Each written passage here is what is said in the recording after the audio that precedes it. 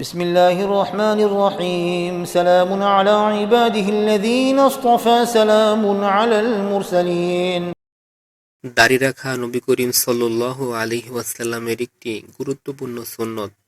পুরুষের জন্য এটি একটি অনন্য ভূষণ। অধিকাংশ ফকিহ ও আলিমগণের মতে দাড়ি রাখা ওয়াজিব বা আবশ্যক। বুখারী শরীফের এক হাদিসে হযরত আব্দুল্লাহ ইবনে ওমর থেকে বর্ণিত, নবী করিম সাল্লাল্লাহু আলাইহি ওয়াসাল্লাম বলেছেন, তোমরা মুশরিকদের উল্টা করো, দাড়ি লম্বা রাখবে, গোঁফ ছোট করবে। ইবনে ওমর রাদিয়াল্লাহু তাআলা আনহু যখন হজ বা উমরাহ করতেন তখন তিনি তার দাড়ি মুষ্টি করে ধরতেন এবং মুষ্টির বাহিরে যতটুকু বেশি থাকতো তা কেটে ফেলতেন।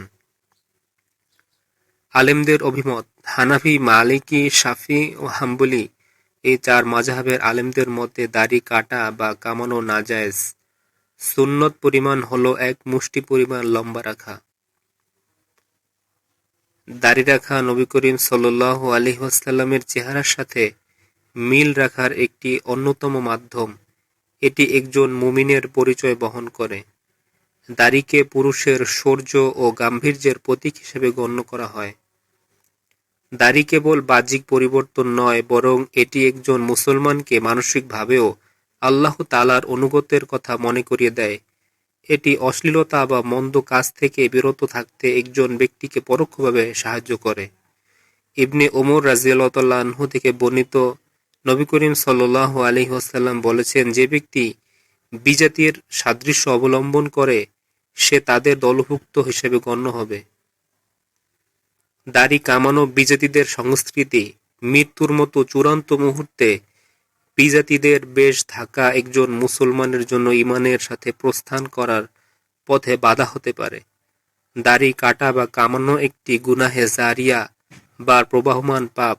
কোনো ব্যক্তি যতক্ষণ না পর্যন্ত দাড়ি রাখার পরিপূর্ণ নিয়ত বা ইরাদা করছে ততক্ষণ পর্যন্ত তার গুনাহ হতে থাকে।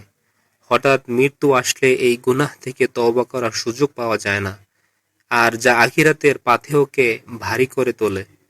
সার কথা, ইসলামে দাড়ি রাখা ওয়াজিব। এটি নবী করিম সাল্লাল্লাহু আলাইহি ওয়াসাল্লামের প্রতি মহব্বতের বহিঃপ্রকাশ। মৃত্যুর সময় নবীর সুন্নতের উপর অটল থাকা ঈমানের পূর্ণতার লক্ষণ।